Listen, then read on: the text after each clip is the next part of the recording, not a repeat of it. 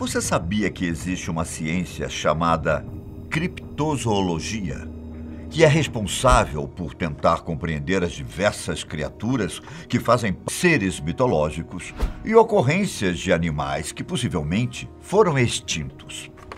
As pesquisas feitas sobre essa ótica são elaboradas. Os criptozoologistas estudam muitos seres presentes também.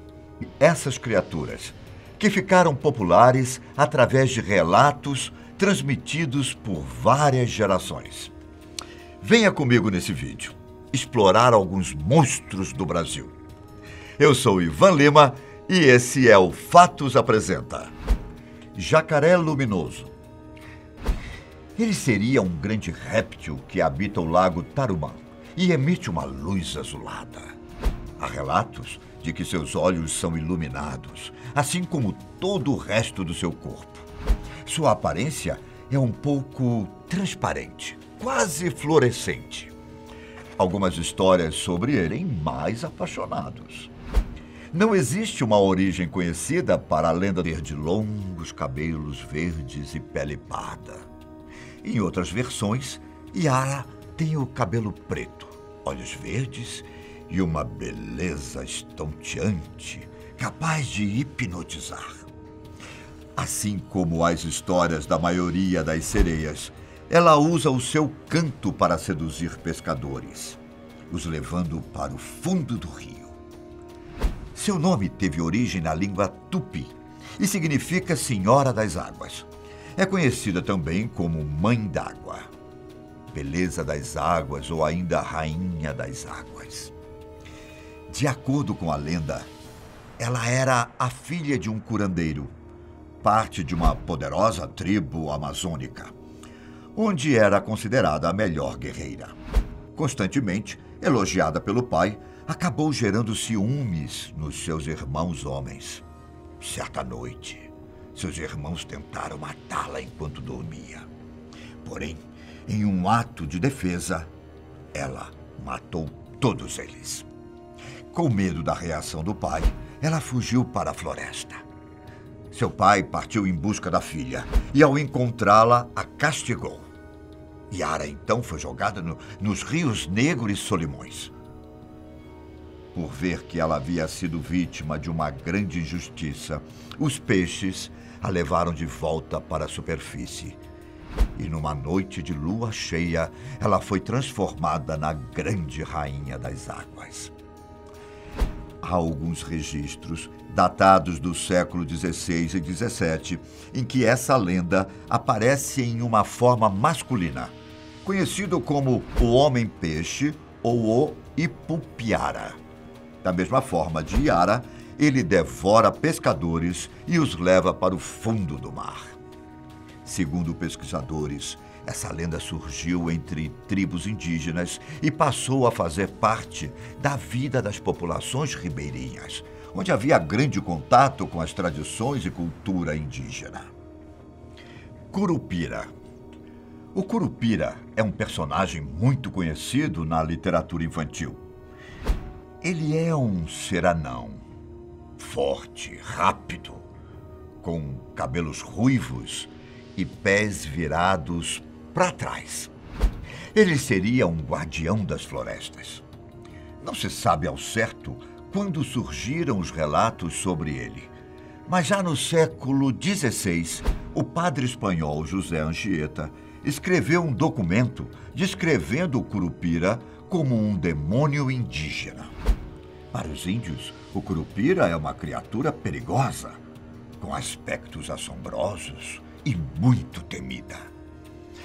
Ele está associado a inúmeros casos de violência, estupros, sequestro de crianças e tortura psicológica.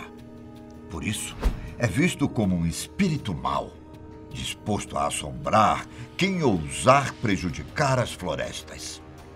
O Curupira assobia e se utiliza de falsos sinais para confundir suas vítimas, fazendo com que elas se percam no meio da mata. Os seus pés para trás seriam uma forma de enganar as pessoas, que o procuram em direção oposta. Até hoje, A lenda é muito difundida entre caçadores e lenhadores que costumam oferecer uma dose de pinga ou fumo para serem deixados em paz, em meio à mata fechada. Caipora. O Curupira é um personagem muito parecido com o Caipora. E em muitos momentos, suas histórias se confundem. Ambos são guardiões da floresta e extremamente ágeis. A palavra caipora vem do tupi e significa aquele que habita no mato. E Curupira pode ser traduzido como corpo de menino. A caipora é uma figura feminina, também com baixa estatura, possui cabelos vermelhos e orelhas pontiagudas, como as dos elfos. Em outras versões, seu corpo pode ser verde. Ela vive nua nas florestas. Dentre suas habilidades, ela tem o poder de dominar e ressuscitar animais. Sua missão, assim como o Curupira, é proteger o ecossistema e, por isso, planeja armadilhas contra caçadores, lenhadores e madeireiros. Em outras variações da lenda, Caipora é um homem baixo, de pele escura e coberto por pelos. Ele, em geral, aparece montado num porco selvagem e carrega uma vara. Acredita-se, segundo estudiosos, que a lenda da Caipora seja uma derivação do personagem folclórico Curupira. Mula sem cabeça. A mula sem cabeça, também chamada de mulher de padre, mula preta ou mula padre, é um mito muito conhecido entre os brasileiros. Acredita-se que a lenda tenha vindo provavelmente da Península Ibérica e que foi trazida pelos portugueses e espanhóis. No Brasil, ela se popularizou na área rural, na zona canavieira do Nordeste e no interior do Sudeste do país. O México tem uma lenda parecida com o nome de Marola e na Argentina recebeu o nome de Mula Anima. Não se sabe como teria surgido o primeiro caso, mas estudiosos acreditam que esse personagem esteja associado à Igreja Católica. A lenda sustenta que qualquer mulher que ousasse manter uma relação amorosa com um padre seria castigada, se tornando uma mula sem cabeça. Dessa forma, se considera que esse mito foi criado para que as mulheres não vissem o padre como um homem, mas como uma criatura divina. Uma outra associação era feita com o sexo antes do casamento. Se uma mulher dormisse com um namorado antes de se casar, ela poderia ser enfeitiçada e se tornaria, da mesma forma, uma mula sem cabeça. Segundo pesquisadores, esses rumores estão ligados aos costumes e tradições das famílias na época, que buscavam uma maneira de controlar os relacionamentos amorosos e, principalmente, o comportamento feminino dentro de uma moral imposta. Apesar disso, há quem diga já ter visto o animal, que geralmente é marrom ou preto, não possui cabeça e que, no lugar, carrega uma chama de fogo. Ela tem ferraduras em seus cascos e seu relinchar pode ser ouvido a metros de distância. Às vezes, seus sons emitidos se assemelham a um murmúrio humano. Ela costuma aparecer durante a noite, principalmente em dias de lua cheia. Chupa-cabra. O chupa-cabra é uma lenda mais recente, que se popularizou nas Américas, em especial no Brasil, nos anos de 1990. Acredita-se que essa criatura ataca animais durante a noite, bebendo seu sangue. Daí o nome. Os primeiros relatos ocorreram em Porto Rico. Algumas pessoas disseram ter visto animais bípedes de quase 1,5 metro de altura. Após o primeiro relato, a história teria se espalhado e logo muitos outros casos foram aparecendo. Suas características morfológicas variam entre as regiões que foram relatadas. Para alguns, o chupacabra é um ser grande como um urso, com pelos espinhados, que vão do pescoço até a cauda. Para outros, era como um extraterrestre ou um cão.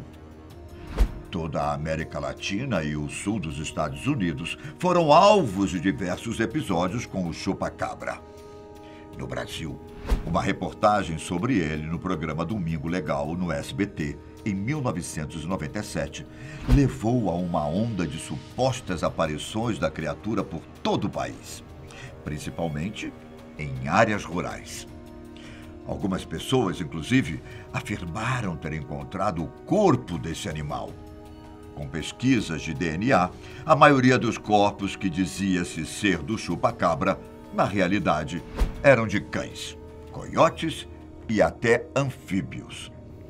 A figura do monstro predador, que todos acreditavam matar e sugar o sangue dos animais, causou muito medo e chegou a mobilizar investigações da polícia. Alguns ufólogos também passaram a averiguar os casos, por considerarem que as informações dadas por muitos moradores poderiam se tratar de descrições de visitas extraterrestres. Não existe na ciência nenhuma evidência científica que possa comprovar a existência desses animais. Ao que se sabe, são apenas lendas que fazem parte da nossa cultura e que ajudam a compreender aspectos culturais de cada região. Espero que você tenha gostado desse vídeo. Se ainda não é inscrito, aproveite agora para se inscrever em nosso canal. Deixe seu like e ative também o sininho de notificações para estar sempre por dentro do nosso conteúdo. Um forte abraço e até a próxima. Tchau!